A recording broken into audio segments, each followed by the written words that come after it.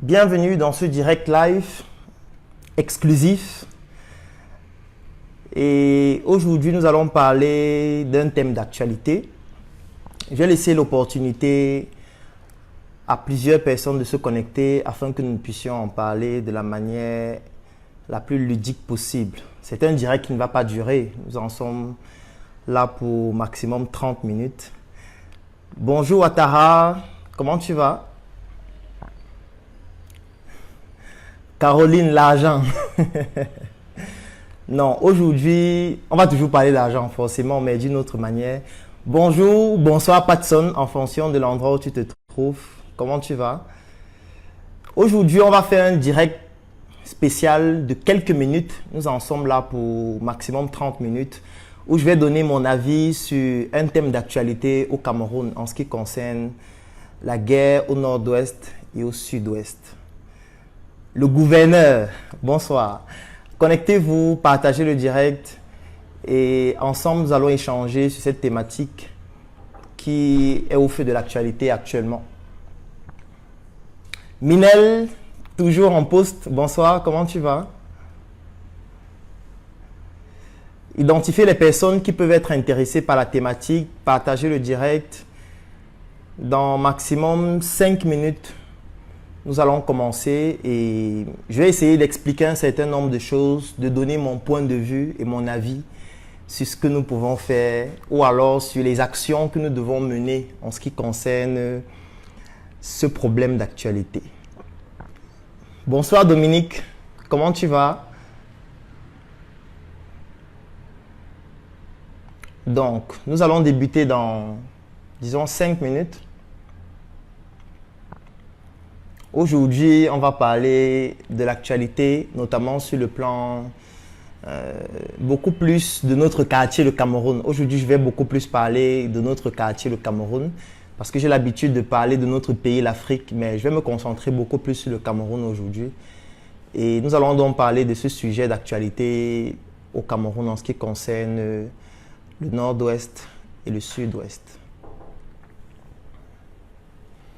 Donc, partagez le direct, identifiez les personnes qui peuvent être intéressées par la thématique et nous allons commencer très rapidement.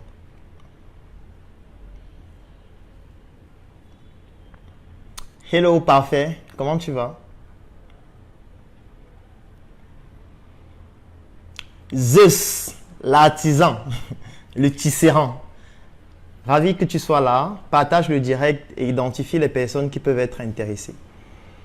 Alors, je vais commencer. Comme je l'ai dit, le direct ne va pas durer longtemps. Je n'ai pas l'habitude de faire des directs le dimanche. Donc, je vais uniquement, très rapidement, en 30 minutes tout au plus, donner mon avis. Hello Micheline, comment tu vas? Tu es toujours en direct. Hello Patrick.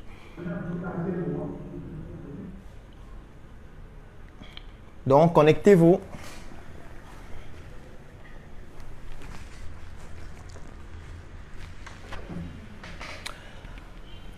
Alors, aujourd'hui, nous allons parler d'une thématique d'actualité. Actualité en ce sens que il y a un drame qui s'est produit dans notre pays, notamment dans une ville qui s'appelle Kumba et qui est au cœur de l'actualité actuellement, notamment l'assassinat de plusieurs enfants dans une école et qui n'est qu'une conséquence en réalité d'une guerre qui a débuté il y a pratiquement 4 ans déjà, voire plus. Et c'est une guerre qui concerne 2 régions de notre quartier, le Cameroun, la région du nord-ouest et la région du sud-ouest. Donc c'est ça qu'on a appelé donc, la guerre du Nozo, qui est donc une abréviation de ces 2 régions. Je vais essayer de donner mon avis en ce qui concerne cette thématique de manière très méthodique, de manière très structurée, pour qu'on puisse comprendre déjà ce que j'en pense et qu'est-ce que je propose comme solution. Parce que ça ne sert à rien de s'indigner, de pleurer, de crier, si au final, il n'y a pas une solution opérationnelle qui puisse être utilisable en fonction du contexte dans lequel on se trouve. La première chose qu'il faut savoir, c'est que dans une société, tout est lié. Quand je dis que tout est lié, ça veut dire que l'économie, l'éducation, la politique, l'environnement, la culture, la religion, la spiritualité, toutes ces entités sont liées. Il n'y a aucune entité qui fonctionne à part. Il n'y a aucune entité qui n'a pas un impact sur les autres entités. Étant donné que le direct n'est pas long, je n'ai pas envie de mettre longtemps, donc je ne vais pas faire l'étalage de l'histoire, des antécédents, de l'historique, de la guerre, de ce qui s'est passé. Ce n'est pas ça l'objectif du direct. Mon objectif, c'est juste de donner mon point de vue sur le plan stratégique en ce qui concerne la crise qui se produit dans notre pays actuellement. Dans un pays, il y a ce qu'on appelle le système productif. C'est quoi le système productif? Le système productif, c'est un ensemble d'éléments mis ensemble qui permettent de pouvoir produire et mettre sur le marché des produits manufacturés. Vous allez m'excuser pour la tautologie, mais je vais l'expliquer de manière assez simple. Nous avons par exemple ce qu'on appelle, ça c'est la première étape du système productif, c'est le secteur primaire. Le secteur primaire, son objectif, c'est de pouvoir recueillir la matière première. Ça peut être par extraction des matières premières comme l'or, comme le diamant, etc. Ça peut être par l'agriculture qui permet de pouvoir peut-être cultiver du maïs pour au final obtenir une certaine matière première. Là, nous sommes dans le secteur primaire du système productif. Après cette étape, nous passons à la deuxième étape qui est le secteur secondaire. Dans ce secteur, nous faisons une transformation de la matière première pour obtenir soit un produit de seconde transformation ou alors ce qu'on appelle un produit manufacturé. Un produit de seconde transformation, c'est par exemple lorsqu'on transforme le cacao pour obtenir du beurre de cacao. Ça, c'est un produit de seconde transformation. Ou alors, un produit manufacturé, c'est lorsqu'on passe du cacao à un chocolat, comme notre marque de chocolat Choco que nous fabriquons dans une de nos usines au Cameroun qui s'appelle Startup Foods et dont la marque s'appelle Choco. Ça, c'est un produit manufacturé. Donc là, nous sommes dans la deuxième étape du système productif qui s'appelle le secteur primaire, le secteur secondaire. La troisième étape, c'est le secteur tertiaire. Le secteur tertiaire, c'est la distribution des produits manufacturés ou des produits semi-transformés qui sont obtenus après le secteur secondaire. C'est-à-dire, c'est lorsque nous allons par exemple prendre notre chocolat et aller le distribuer dans des supermarchés ou alors dans des espaces de distribution quelconques, nous allons l'exporter. Et la particularité des deux derniers secteurs, c'est-à-dire le secteur secondaire et le secteur tertiaire, c'est que le secteur secondaire permet d'apporter ce qu'on appelle en économie la plus-value. Parce que lorsqu'on quitte de la fève de cacao pour obtenir du chocolat, on obtient donc un produit qui a une valeur beaucoup plus importante que la matière première. Et c'est cette valeur qu'on a apportée au produit qui était la matière première qu'on appelle la plus-value. Et le secteur tertiaire, qui est la distribution, permet de générer donc, par exemple, de l'argent, créer la richesse qui avait déjà débuté dans le secteur secondaire, ou des devises lorsque le produit est, par exemple, exporté dans un autre environnement économique qui utilise plutôt des devises. Par exemple, si je voudrais exporter mon chocolat Choco du Cameroun pour les États-Unis, étant donné que les États-Unis n'utilisent pas le franc CFA, je serai obligé d'utiliser une devise internationale qui en général est le dollar pour pouvoir commercialiser mon produit avec un autre environnement économique. Et là, je vais donc obtenir ce qu'on appelle des devises. Ce sont les devises qui permettent d'acheter des produits à l'international. Ça veut dire si le Cameroun voudrait acheter un produit, par exemple en Chine, le Cameroun sera obligé d'utiliser des devises. Et les devises proviennent de nos exportations. C'est lorsque nous exportons un produit que nous gagnons des devises parce que les pays qui achètent nos produits nous donnent des devises. Et c'est avec ces devises-là que nous pouvons acheter aussi des produits qui proviennent d'autres environnements économiques. Je ne vais pas revenir sur la genèse du franc CFA. Je ne vais pas revenir sur le fait que dans le compte des opérations qui se fait en France, notamment parce que le franc CFA n'est pas fabriqué au Cameroun et que la France, par exemple, a 50% de toutes nos devises. Je ne vais pas revenir sur tout cela. Ça va faire que le direct soit trop long inutilement. Donc, je vais aller droit au but. Il était d'abord pour moi important d'expliquer le système productif. Comme pour dire quoi?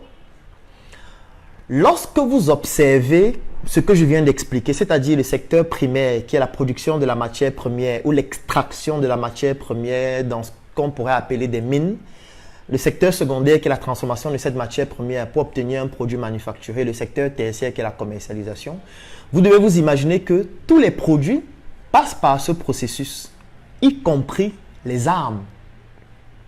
Oui, les armes passent aussi par le système productif. Pour obtenir une arme, il y a le secteur primaire où on a la matière première, ou plutôt les matières premières qui entrent dans la fabrication. On a le secteur secondaire où il y a des usines, parce que c'est dans le secteur secondaire qu'il y a des usines et des industries qui vont transformer cette matière première pour obtenir une arme comme une Kalachnikov ou n'importe quelle autre arme, ou une grenade même, ou un char de guerre. Et dans le secteur tertiaire, on distribue ces produits comme des armes, des chars de guerre, des fusils d'assaut, les hélicoptères, tout ce que vous pouvez imaginer, qui sont commercialisés à des pays ou alors à des personnes individuelles qui en auraient besoin. Pour dire quoi? Pour dire que lorsqu'on vend des armes, lorsqu'on vend des grenades, lorsqu'on vend des chars de guerre et tous ces appareils qui sont utilisés dans des zones de guerre en général, ou alors se protéger d'une guerre ou se préparer par rapport à une éventuelle guerre, on gagne de l'argent. Parce que si aujourd'hui le Cameroun décide de fabriquer des armes et que le Cameroun vend ses armes par exemple à un pays comme le Brésil doit payer le Cameroun en devises. Ça veut dire que chaque fois que le Cameroun va vendre ses armes au Brésil, le Brésil va payer le Cameroun en devises et ces armes-là vont permettre au Cameroun de pouvoir gagner beaucoup plus de devises pour peut-être acheter d'autres produits.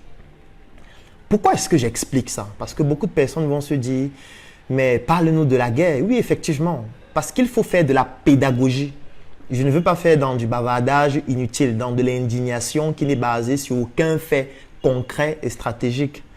Parce que tant qu'on ne comprend pas le système productif, ça sera difficile pour nous de comprendre que lorsqu'il y a une guerre, il y a des gens qui gagnent de l'argent.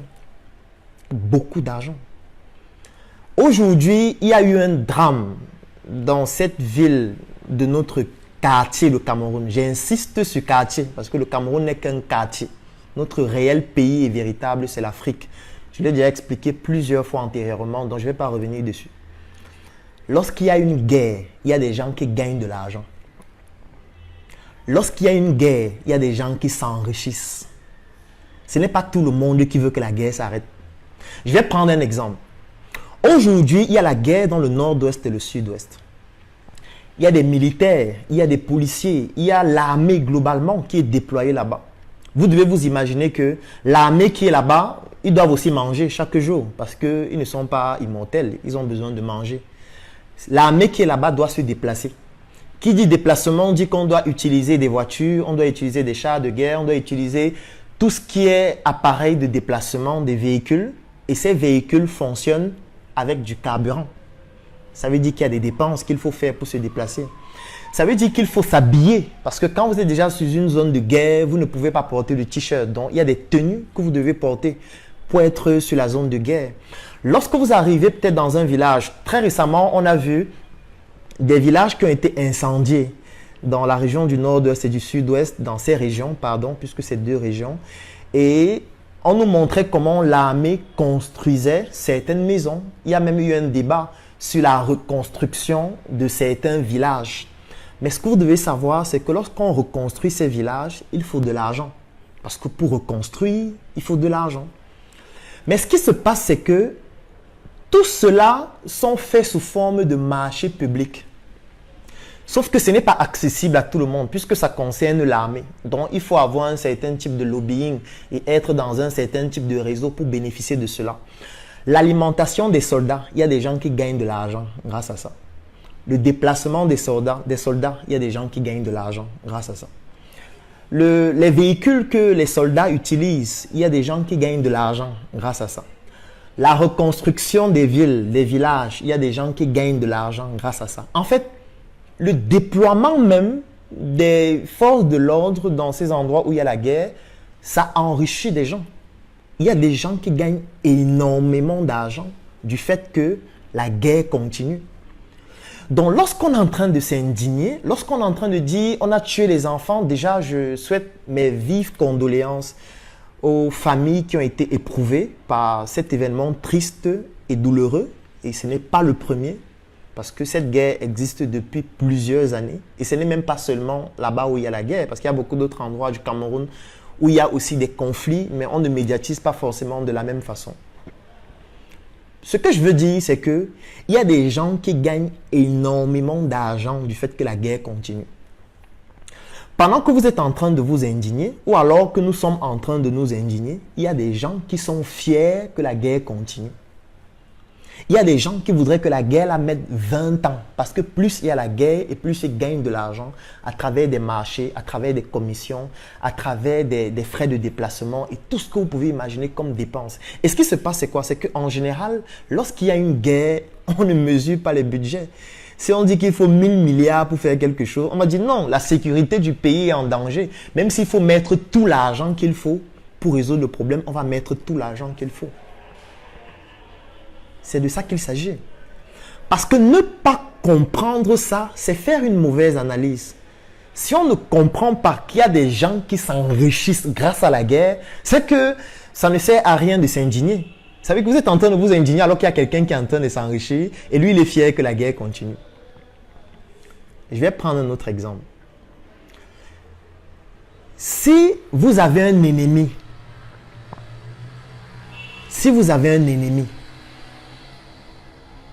et que cet ennemi pose une action, parce que voilà, il veut vous toucher, parce que vous êtes son ennemi, il veut vous éliminer même physiquement, si c'est possible.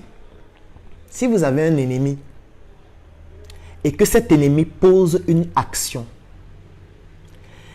et il se rend compte qu'après avoir posé cette action, ça vous choque, ça vous paralyse, ça vous empêche de travailler, ça vous pousse à vous indigner pendant un jour, une semaine, un mois, 6 mois, 1 an. C'est que c'est terminé, c'est que vous avez perdu la guerre. Si votre ennemi se rend compte qu'il y a une action qui, lorsqu'il pose cette action, cet ennemi-là, ça vous pousse à vous indigner, ça vous pousse à ne plus pouvoir fonctionner, à ne plus pouvoir vivre et que votre vie est paralysée, c'est que vous avez perdu la guerre. C'est terminé. Parce que vous venez de donner un message puissant à votre ennemi sur la technique qu'il doit utiliser pour vous éliminer. C'est pour ça qu'en guerre, notamment sur le plan stratégique, il faut dissimuler ses émotions. Et même dans tous les autres aspects de sa vie, ça peut être avec vos amis, ça peut être avec, même dans votre entreprise. Si vous avez un concurrent sur le marché qui se rend compte que lorsqu'il pose une action, ça vous choque, ça vous pousse à sortir de vos gonds, il comprend qu'en fait, chaque fois que je pose cette action-là, ce gars sort de ses gonds. Donc, il faut que je continue de poser cette action. C'est de ça qu'il s'agit. Aujourd'hui, dans notre pays, notamment dans cette région ou dans ces régions du nord-ouest et du sud-ouest, il y a une guerre qui dure depuis plus de 4 ans. Dans une guerre, il y a plusieurs parties qui interviennent dans la guerre. Il y a ce qu'on a appelé des sécessionnistes, il y a l'armée qui essaye de restaurer l'intégrité du territoire. Il y a même des bandits, parce que vous devez vous imaginer que dans tous les pays, même aux États-Unis, il y a les bandits, il y a les criminels, qui profitent donc de cette situation pour pouvoir instaurer une certaine loi personnelle et gagner donc de l'argent grâce à la guerre. Et ce qui se passe, c'est quoi? C'est que j'ai expliqué au début qu'il y a des gens qui gagnent de l'argent grâce à la guerre. Ça veut dire que plus la guerre continue et plus ils sont fiers. Ça veut dire que pendant que nous sommes en train de nous indigner qu'il y a la guerre et qu'il faudrait que la guerre s'arrête, il y a des gens qui sont en train d'avoir le raisonnement inverse. Ça veut dire qu'ils sont en train de réfléchir quelles sont les stratégies à implémenter pour que la guerre continue. pour que je continue de gagner de l'argent. Oui, il y a des gens dans notre pays qui sont en train de développer des stratégies de ce type-là. Ça veut dire que s'ils se rendent compte que pour que la guerre continue, il faudrait commettre des atrocités qui vont pousser les gens à s'indigner et à amplifier le message pour que désormais la communauté internationale et tout le pays, même ceux qui ne savaient pas exactement le degré d'atrocité qu'il y avait là-bas, s'en rendent compte pour que la guerre s'intensifie. En fait, ils vont le faire. Oui, ils vont le faire, ils vont filmer, ils vont mettre ça à la disposition des réseaux sociaux. Nous allons tous partager sur nos statuts, nous allons partager sur Internet, nous allons rendre le message viral. Les gens vont s'indigner, les gens vont continuer de se battre, la guerre va continuer et ils vont continuer de s'enrichir. Et chaque fois qu'ils vont se rendre compte qu'en faisant ça, on s'indigne, on se manifeste partout et que la guerre continue, en fait, ils vont continuer de le faire. Aujourd'hui, la guerre ne se gagne plus avec les armes. C'est passé, c'est dépassé. Aujourd'hui, la guerre, elle est médiatique. Aujourd'hui, la guerre, c'est du lobbying. Aujourd'hui, la guerre, c'est de l'influence, c'est de la propagande. Aujourd'hui, c'est ça la guerre. Sauf que nous sommes restés dans la dimension de la guerre où on prend les armes, on combat, on va sur le terrain, on fait ceci. Et on laisse donc la propagande à ceux-là qui gagnent de l'argent et s'enrichissent grâce à la guerre. Parce qu'eux, ils ont compris que c'est la propagande qui permet à ce que la guerre continue. Donc, qu'est-ce que ces personnes font? Ces personnes posent toutes les actions nécessaires, comme l'action de tuer des enfants, pour que ça suscite une certaine indignation. Et étant donné que nous sommes dans l'émotion, étant donné que nous sommes dans l'analyse superficielle, nous manifestons de manière explosive notre indignation, action qui contribue à faire perdurer la guerre longtemps et faire en sorte qu'elle monte même en intensité. Et chaque fois que la guerre monte en intensité, ces personnes gagnent plus d'argent. Nous sommes les seuls à ne pas réellement comprendre ces enjeux. Et quand je dis ces personnes, ce ne sont pas les Occidentaux seulement, parce que c'est facile de dire que les Blancs, les Occidentaux ont fait ceci, les Occidentaux ont fait cela. Non, il y a des personnes dans notre pays, dans notre société, qui gagnent beaucoup d'argent grâce à cette guerre-là. Et ces personnes n'ont aucun intérêt à ce que la guerre s'arrête. Aucun intérêt.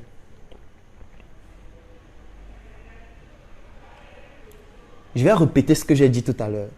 Si vous avez un ennemi et cet ennemi pose une action et se rend compte que cette action vous pousse à vous indigner, à vous fâcher, à arrêter de travailler pendant un jour, une semaine, un mois et que vous n'arrivez plus à rien faire parce qu'il a posé cette action, c'est la démonstration que vous avez perdu la guerre. Parce que désormais, il va le faire tout le temps, cet ennemi-là, parce qu'il saura qu'en le faisant, il va vous éliminer. C'est de ça qu'il s'agit. Je vais prendre un autre exemple. Dernièrement, il y a eu ce qu'on pourrait appeler un attentat en France. Si vous regardez les réseaux sociaux français, vous n'allez voir le corps de personne. On vous dit qu'on a tué quelqu'un, on a égorgé quelqu'un, on a fusillé quelqu'un. Mais on ne voit pas les corps. Il n'y a pas les statuts Facebook, les statuts WhatsApp, où chacun manifeste son indignation. Les gens qui changent leur photo de profil pour dire vraiment, je m'insurge. Parfois même dans votre famille, il y a des décès. Vous ne changez pas votre photo de profil. Mais là, vous voulez montrer que vous êtes plus Camerounais que tous les autres Camerounais. Jusqu'à arriver au point où, lorsque quelqu'un dit quelque chose, on dit non, pourquoi toi tu ne t'indignes pas? Pourquoi toi aussi tu ne changes pas ta photo de profil? Pourquoi toi aussi tu ne dis pas qu'il y a l'atrocité là-bas, il faut que ça s'arrête? Oui, je suis d'accord avec vous. Il faut que ça s'arrête. Je suis d'accord avec le fait que la guerre doit cesser. On ne peut pas développer un pays avec la guerre. Oui, je suis d'accord. Je suis d'accord avec le fait que si on peut trouver une solution pour que la guerre s'arrête, même si c'est demain matin, trouvons cette solution, faisons des compromis pour que la guerre s'arrête. Oui, nous avons besoin de la paix. Parce que sans la paix, ce n'est pas possible de développer un pays sur n'importe quel aspect.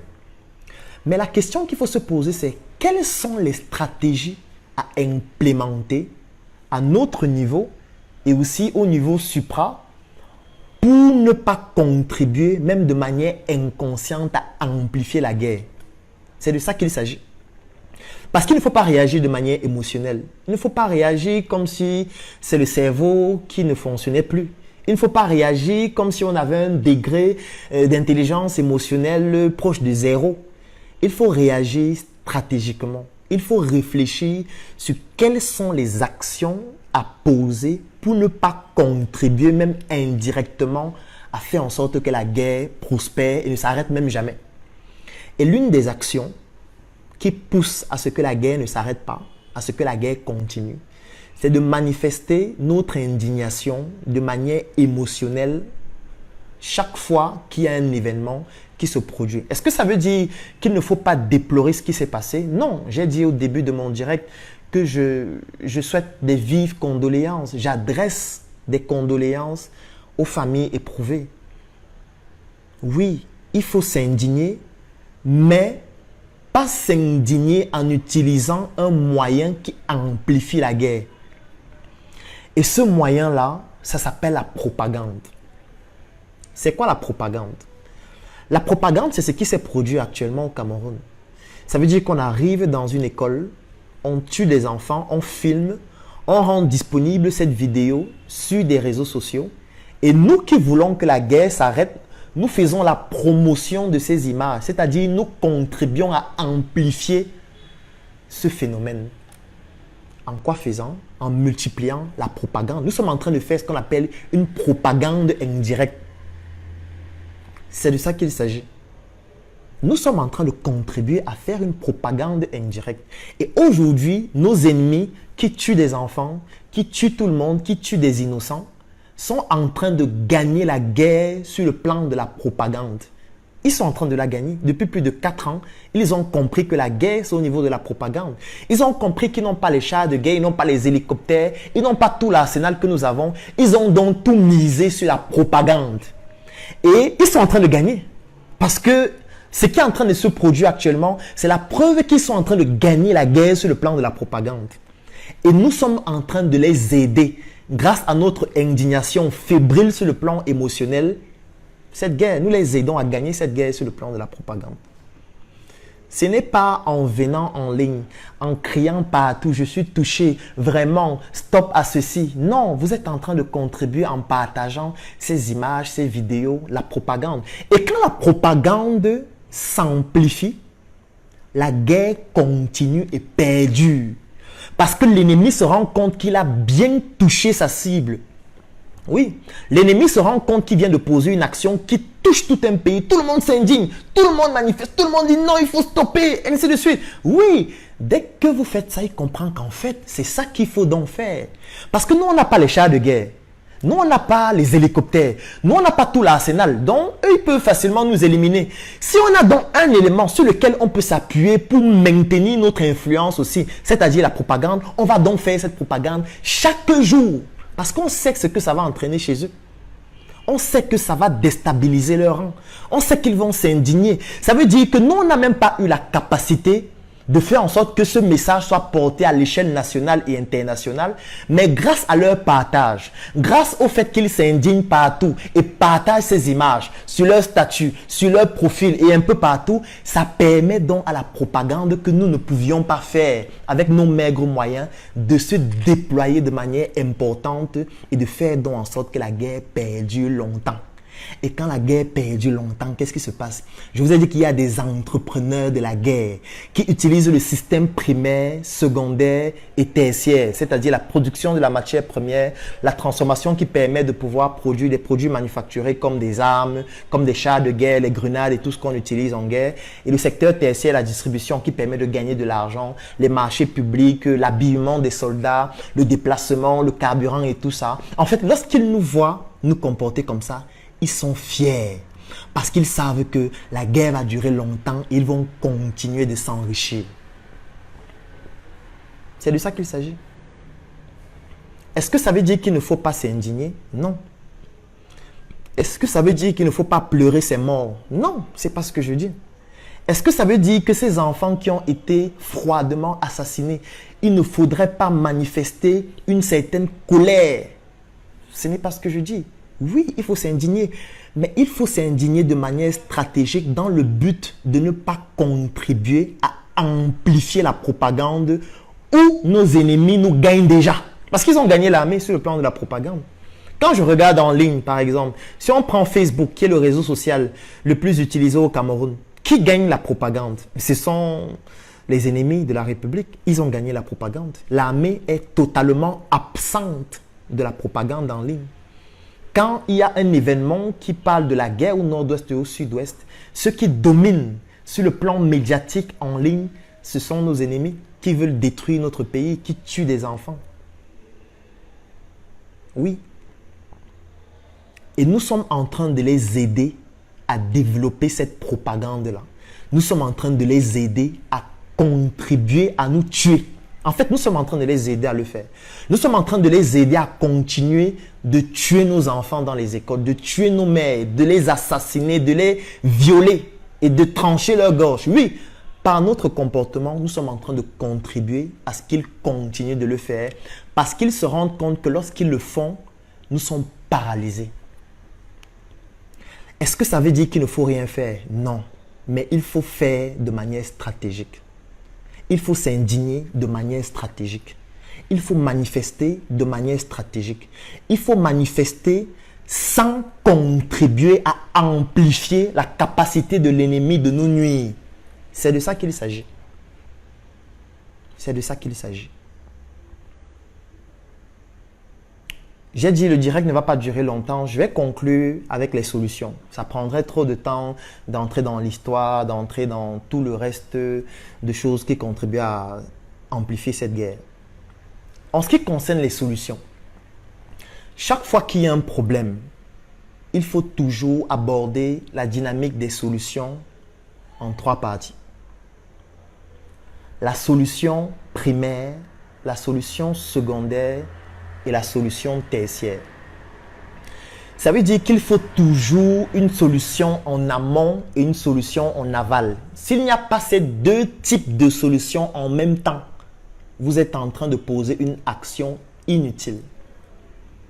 Je m'en vais donc proposer les solutions.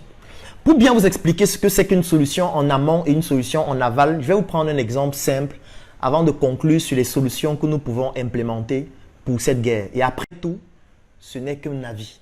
Je ne suis pas en train de vouloir avoir l'assentiment de tout le monde, d'ailleurs que je m'en fiche un peu. Si vous arrivez dans un quartier et vous vous rendez compte que votre quartier est plein d'ordures et vous voulez résoudre le problème de l'insalubrité de votre quartier, il y a 2 manières d'aborder le problème. Il y a les solutions en amont et les solutions en aval. La solution en aval, c'est de faire ce qu'on appelle dans nos quartiers l'investissement humain. Ça veut dire on va descendre dans la rue, chaque samedi, on va s'habiller, on va nettoyer les rigoles, on va prendre les ordures, on va aller verser là où ça se doit, on va nettoyer le quartier. Oui, ça c'est ce qu'on appelle la solution en aval. Mais c'est une solution qui ne suffit pas. Parce que si vous vous contentez uniquement d'implémenter la solution en aval, ce qui va se passer, c'est que les ordures vont continuer de venir inonder le quartier parce qu'il n'y a pas de solution en amont. Ça veut dire qu'il faut qu'il y ait des personnes qui apportent la solution en aval et qu'il y ait d'autres personnes qui apportent les solutions en amont. La solution en amont, dans ce cas de figure, par exemple, c'est quoi? Cette solution en amont, c'est d'aller dans les ménages, c'est de discipliner les ménages, c'est même d'aller prendre les ordures directement dans les ménages pour que les ordures ne se retrouvent pas dans la route ou dans le quartier.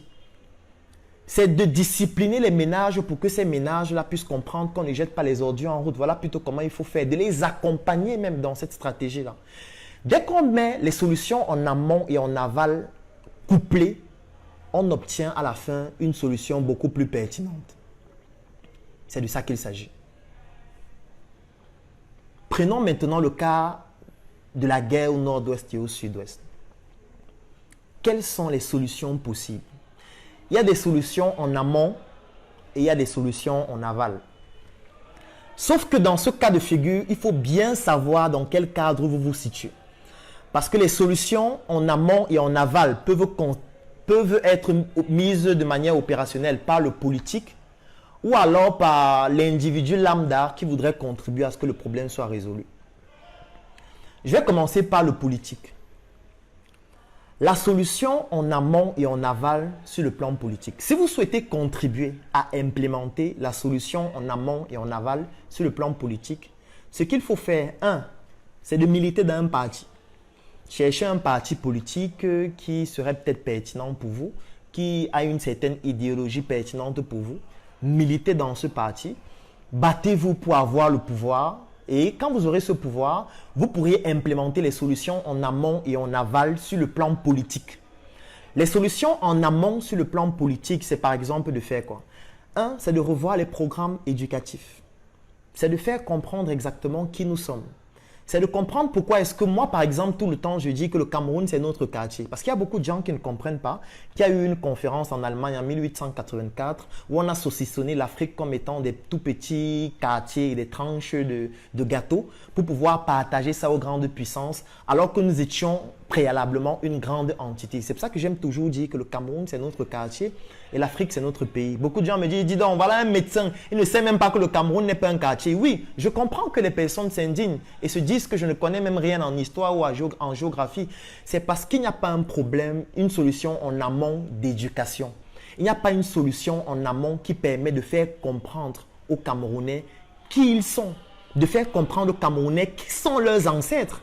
De faire comprendre aux Camerounais que nos ancêtres ont mené des guerres pendant plusieurs années pour qu'aujourd'hui nous ayons la prétention de dire que nous sommes indépendants, bien que nous savons tous que cette indépendance n'est que virtuelle. Nous avons des ancêtres qui sont morts pour ça. Nous devons enseigner ça à nos enfants à l'école. Nous devons avoir les statuts de nos ancêtres, nos propres héros, au lieu d'avoir l'avenue Kennedy. Au lieu d'avoir des avenues qui ont des noms en fait de nos tortionnaires.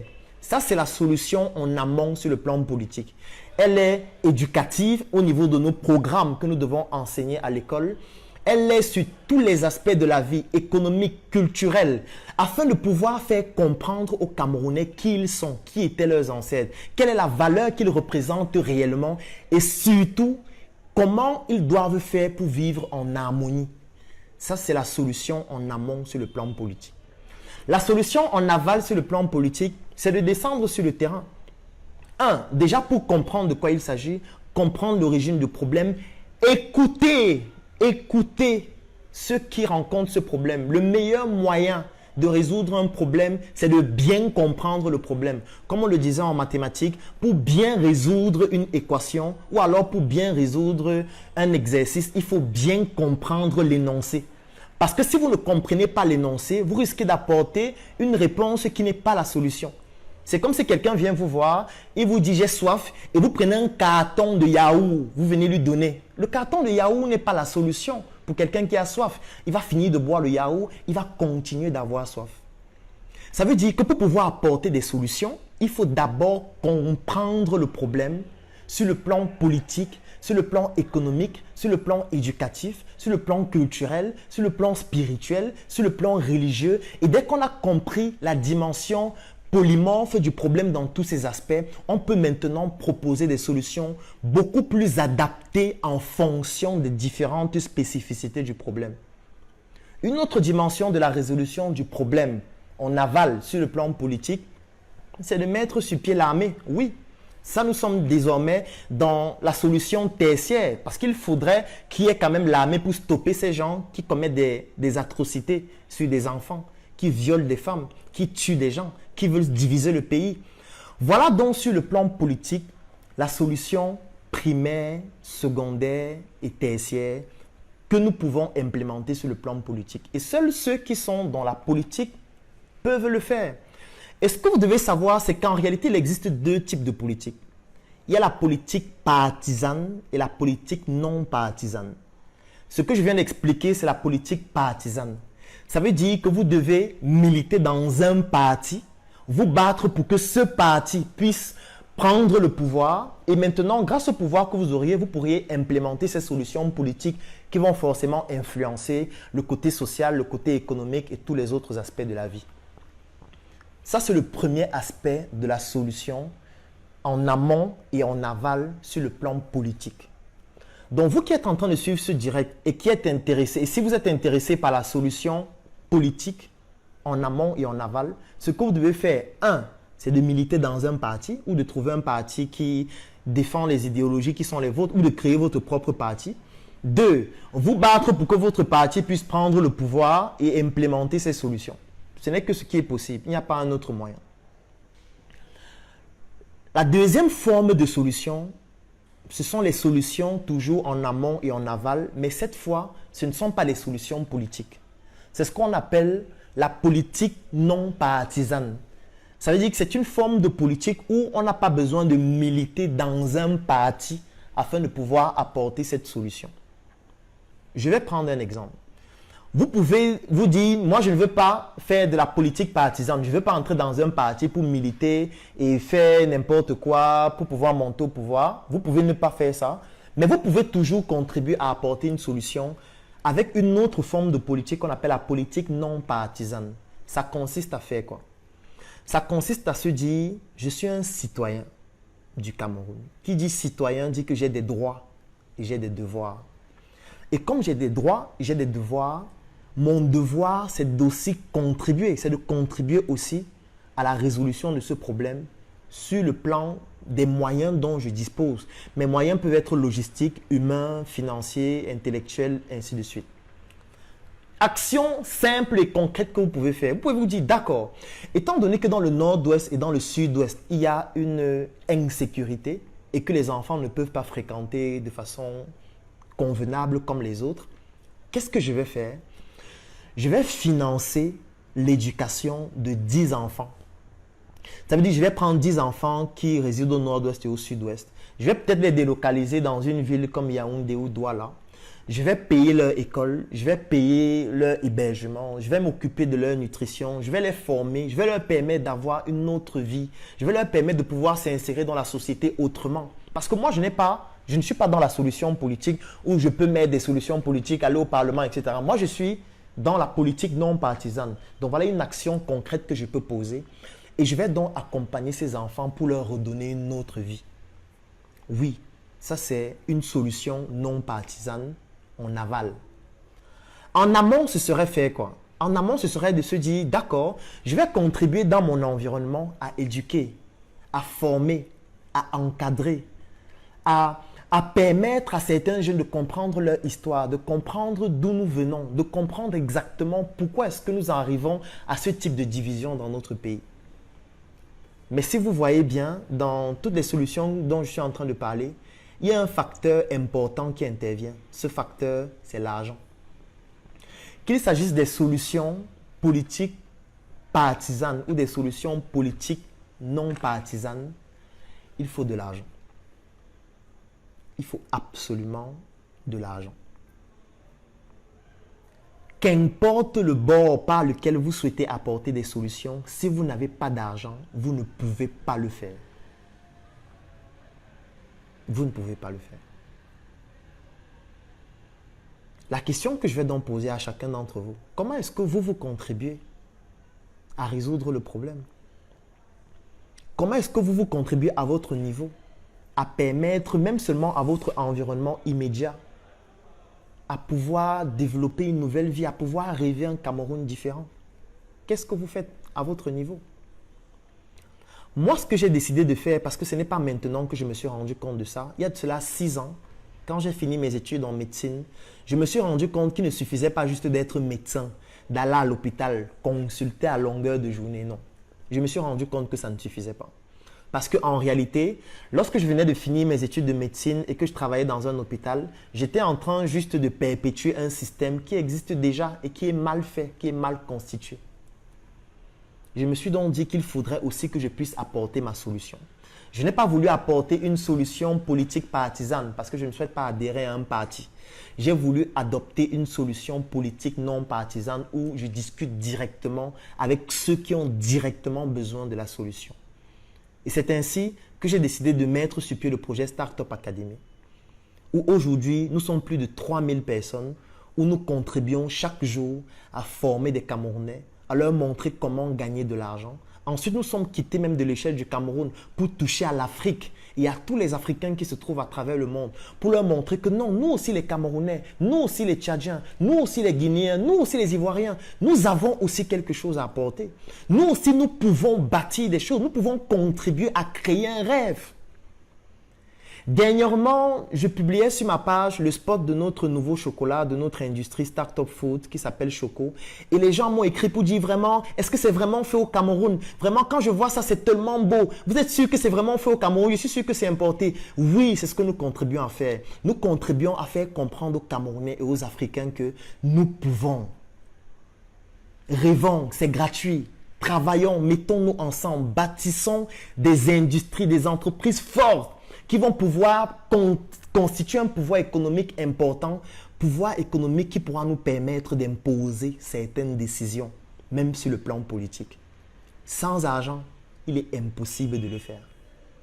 C'est bien de s'indigner. Oui, il faut s'indigner parce que lorsqu'on tue des enfants dans une école, c'est atroce comme crime. Oui, il faut s'indigner. Il faut absolument manifester, mais avec stratégie et avec méthode pour ne pas permettre à l'ennemi de pouvoir être beaucoup plus virulent parce que notre manière de nous indigner peut lui permettre de gagner plus d'argent ou alors de développer davantage ce qu'il faisait déjà. C'est de ça qu'il s'agit. Qu'importe la solution que nous souhaitons apporter, sans argent, aucune solution ne sera possible. Que vous soyez sur le plan politique, que vous soyez sur le plan de la politique non partisane.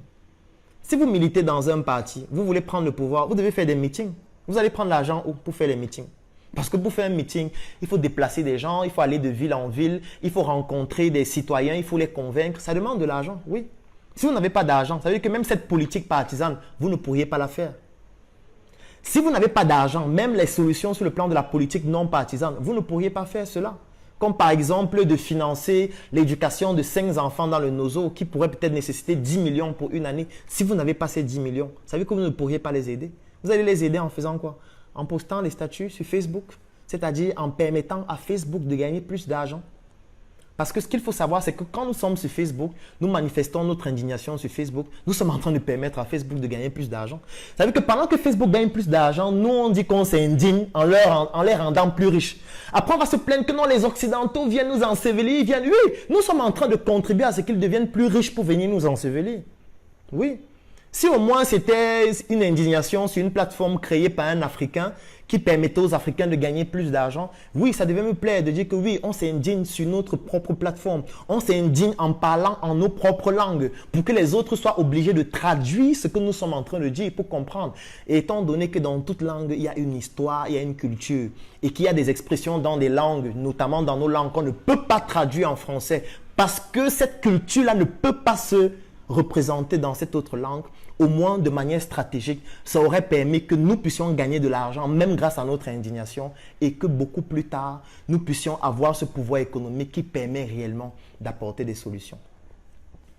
Aujourd'hui, même sur le plan politique, pour apporter des solutions, vous suivez que c'est le FMI qui aide le Cameroun pour construire des maisons, pour reconstruire les villages. C'est la Banque mondiale qui prête l'argent au Cameroun pour faire ceci. Vous vous rendez compte que même pour résoudre le problème, nous sommes en train de demander de l'argent. Nous sommes en train de demander qu'on nous octroie des crédits pour résoudre notre problème. Nous n'avons pas d'argent. Ça veut dire qu'en fait, le centre du débat, c'est l'argent. Parce que même ceux qui sont en train de tuer nos enfants avec des crimes atroces là, pourquoi est-ce qu'ils le font? Il faut poser la question de manière étymologique. Pourquoi est-ce qu'ils veulent qu'on divise le Cameroun? Est-ce que vous avez déjà posé cette question? Si vous entrez de manière étymologique, vous allez vous rendre compte que l'argent n'est pas loin. C'est une question d'argent, c'est une question d'intérêt, c'est une question d'influence, c'est une question de lobbying. Oui, c'est une question d'argent globalement. Comment est-ce que nous voulons combattre sans avoir l'élément fondamental qui nous permet de disposer des moyens logistiques, financiers, relationnels nécessaires pour combattre de manière efficace? Nous ne pouvons pas. Dans la conclusion, parce que je ne veux pas être trop long, ça prendrait toute une journée de réellement parler de ce problème. La conclusion qu'il faut retenir, c'est soit, si vous voulez apporter des solutions, soit sur le plan politique, partisan, vous adhérez à un parti et vous vous battez pour que ce parti puisse défendre des idéaux qui vont permettre de résoudre le problème, Oui, ça c'est d'apporter des solutions sur le plan partisan. Et là, vous essayez de vous battre pour prendre le pouvoir et d'arriver à l'objectif qu'il faut. Ou alors, si vous ne pouvez pas le faire, vous faites de la politique non partisane et vous touchez directement l'humain qui a besoin des solutions ponctuelles et sur le long terme afin de pouvoir comprendre que nous pouvons encore faire ensemble. C'est de ça qu'il s'agit. J'aime mettre un thème assez direct. J'ai apporté mon modeste avis. Mon objectif n'est pas d'être d'accord avec tout le monde. L'unanimisme, ça n'existe pas. Et si dans une situation donnée de votre vie, vous vous rendez compte que ceux qui sont autour de vous sont unanimes par rapport à ce que vous dites, ça veut dire que c'est vous le problème ou alors c'est vous qui êtes con. Il est question pour moi de donner mon point de vue. Je vous ai expliqué ce en quoi je suis en train de participer du mieux que je peux. À travers la Startup Academy et toutes mes initiatives, nous formons environ 3500 personnes par an. Nous contribuons à ce que ces jeunes qui parfois n'avaient plus de repères, ne se disaient que ce n'est plus possible de travailler ensemble, puissent encore comprendre que c'est possible. On peut le faire. On peut encore travailler ensemble. Dimanche dernier, à la Startup Academy de Yaoundé, j'ai rencontré un jeune excellent qui donnait une messe entrepreneuriale. C'était un réfugié du Nozo qui avait son usine au Nozo, qui produisait du riz. Il a perdu plus de 100 millions de francs CFA à cause de cette guerre. Il est venu à la Startup Academy à Yaoundé. Il m'a rencontré, il me dit Claudel, j'ai tout perdu au Nozo. Aujourd'hui, je suis réfugié à Yaoundé. J'ai essayé de faire des marchés publics, ça ne fonctionne pas. J'ai envie que les gens comprennent que nous ne sommes pas pour la guerre. Nous voulons faire des choses ensemble. Je lui ai dit, mon frère, nous sommes ensemble. Nous n'avons pas les moyens de changer tout du jour au lendemain. Mais si nous le faisons nous deux, et que demain nous deux, nous réussissons à convaincre une autre personne chacun, ça fait 4 personnes. Si nous procédons ainsi par effet de boule de neige, d'ici 1 an, 2 ans, 5 ans, nous allons contribuer de manière efficace à changer la vie de beaucoup de gens. Voilà le message que je veux vous passer aujourd'hui. Posez-vous la question quand vous vous indignez, au-delà du statut que j'ai fait, au-delà de la publication que j'ai faite, qu'est-ce que je pose comme action au quotidien pour contribuer à ce que cela ne se produise plus jamais? Si au-delà du statut, de la publication, de l'indignation, du statut que vous avez changé, de votre photo de profil qui est devenue noire, vous ne posez aucune action opérationnelle sur le terrain pour changer la vie de ces citoyens, vous êtes inutile pour notre société et vous êtes même pire que ces terroristes parce que vous êtes en train de contribuer par votre action inutile et stupide sur le plan stratégique à faire perdurer cette propagande qui pousse à ce que nos enfants meurent tous les jours. Je vous remercie.